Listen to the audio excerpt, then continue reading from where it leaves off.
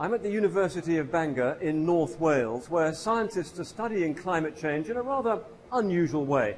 These tanks contain clams, hundreds of them, from the Irish Sea and the North Atlantic.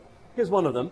And the significant thing is that clams can live for hundreds of years, which means that their shells can tell us a story about how the temperature has changed over all of that time.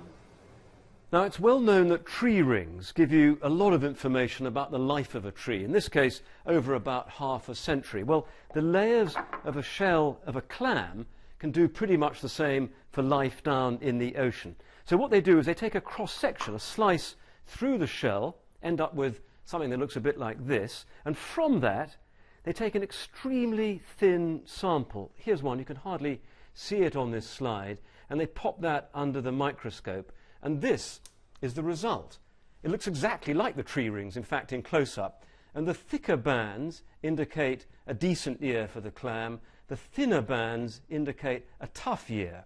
And the scientists have also extracted samples from these layers and analysed them chemically, which has allowed them to produce this graph. It's a temperature record over the last 1,000 years of what the clams experienced in terms of seawater temperature. Warmer in the Middle Ages, cooler in the Little Ice Age, and then this very dramatic rise over the last century to an unprecedented high.